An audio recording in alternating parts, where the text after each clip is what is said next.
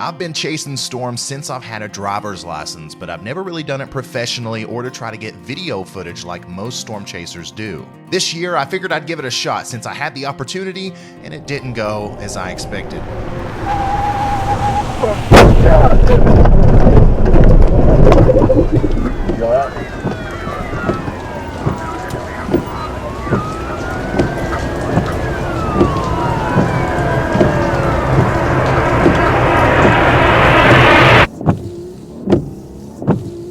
It was the Storm Seeker's maiden voyage.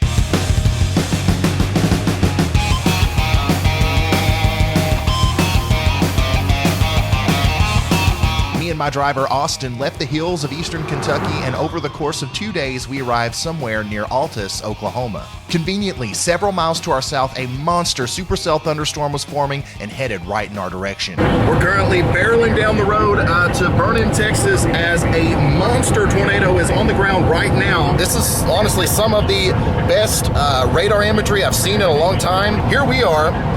Storm's about 30 miles to our south and west.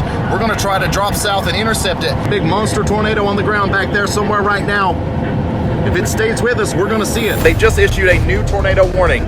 Brand new tornado warning, literally lining up exactly where we're gonna be. If there's not a tornado on the ground with that, I would be very surprised. Okay, next spot, pull over. On this side, we've got the Storm Seeker heading south, and we are following this monster supercell thunderstorm that has a history of producing a tornado right here. We're gathering data, we're getting our video footage and everything. We're behind.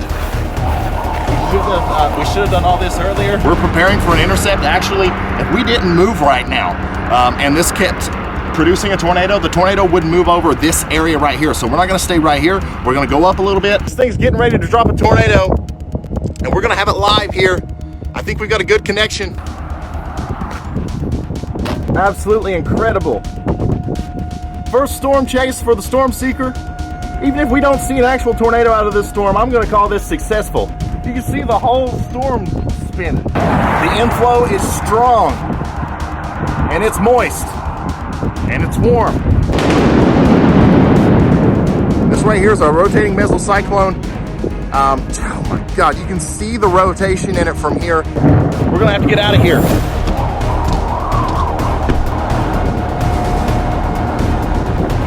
Come right here. Go in front of this guy.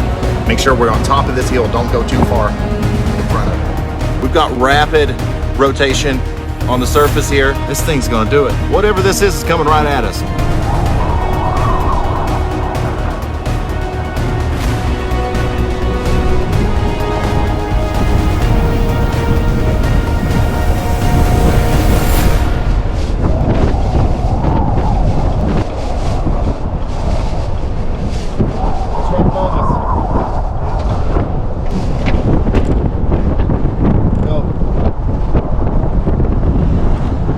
Right on top of us, guys. I don't know where this thing is, but it's close.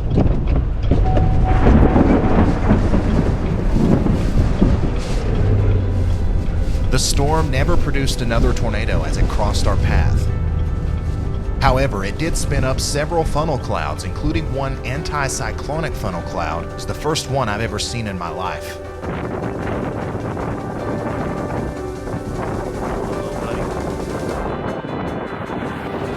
We got a danger noodle! It was one of the most beautiful storms I had ever seen.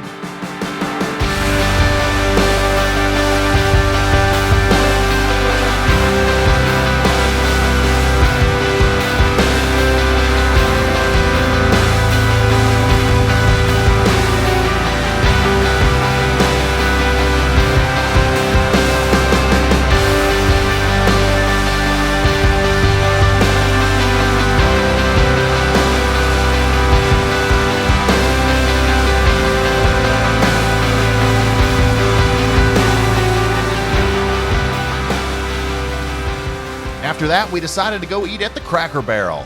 I guess I was so excited about the chase I didn't realize what I was ordering because I ended up with a whole pig on my plate. I was only able to take a couple bites before we realized another storm was coming. Hey guys, on the stream, if you're just now tuning in, we had time to go get dinner, and when we came out, there's another storm.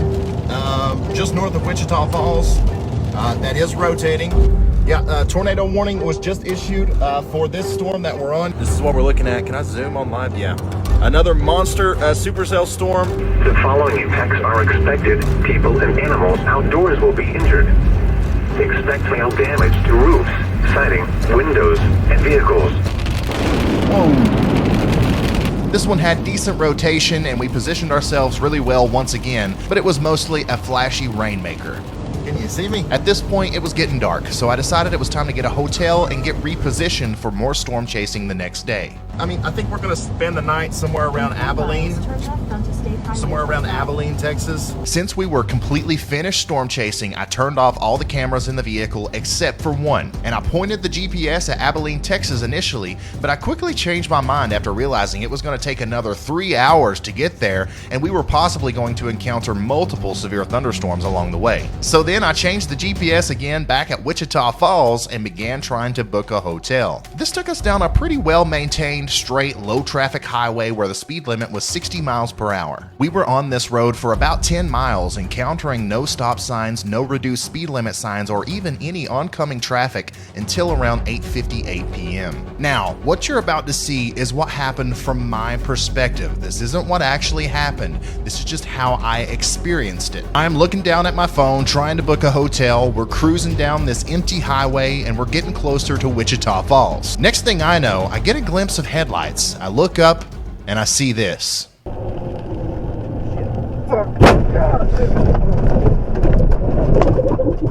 You alright?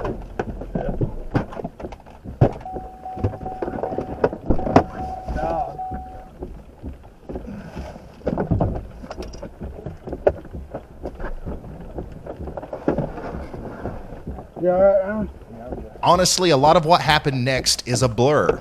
I had never been in a car accident in my life up until this point. I was 1,300 miles away from home and in shock. I remember my first initial reaction was anger. Even up to minutes after the crash had occurred and after I had already called 911, in my mind, a reckless driver just crossed over into our lane, plowing into my truck, almost killing my driver, causing severe damage to my very expensive chasing rig and preventing me from being able to drive home to my family in my own vehicle. But that's not what happened.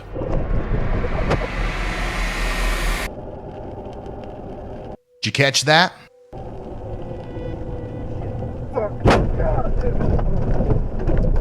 My driver missed a stop sign at a terrible intersection where the oncoming driver had the right of way, and it happened to occur right when one of the only other cars on that road was passing through. In my driver's defense, this was a very unusual intersection. I've been driving for 11 years and I've never seen anything like that before in my life, but still, running that stop sign was inexcusable, and that's the moral of this story. I read the comments on this channel and I'm very grateful that I'm able to inspire so many of you to get into meteorology and want to start storm chasing yourselves. However, if you do decide to go out there, make sure you know the risks. You probably heard this before, but the most dangerous part of storm chasing is not the lightning, it's not the hail, and it's not even the tornadoes. It's the time spent driving, whether you're in bad weather or not. Make sure you obey all traffic laws, wear your seatbelt, and don't do anything stupid just to pursue a storm. Especially if you cross state lines to go storm chasing, guys. Remember, if you do that, you're a visitor there. If you don't treat whatever area you're in with respect, storm chasing will just continue to have a bad name,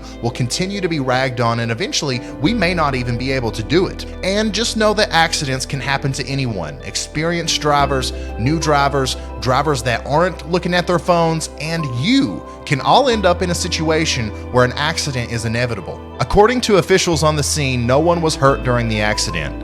We got word from one of the guys that the other person involved refused to go to the hospital and just wanted a ride home. I am extremely thankful that no one was seriously injured during this accident because it could have been so much worse. And even though I was not driving, the Storm Seeker literally has my name written all over it. I take full responsibility for everything that happens with it, and we were completely upfront and honest with the police officers once we had gotten an idea of what actually happened. My driver admitted that he must have missed that stop sign and he was given a citation on the spot for for doing so. We also obviously have insurance, so the other party should be taken care of accordingly. I actually never got to meet the other person involved with the accident due to the chaos of the situation and a blinding torrential downpour that happened right after the accident. It was certainly not my initial intent to make any of this information public, but one of the prices you pay for putting your social media handle all over your vehicle is that decision isn't always yours to make. This is not how I expected my first storm chase video to turn out. It was certainly a learning experience, and it was also extremely humbling. From here on out, I will be the most cautious chaser out there. It may take a while to get the Storm Seeker back up and running, and I'll definitely be doing things different next time, but I can promise you this: if the Lord's willing, there will be a next time.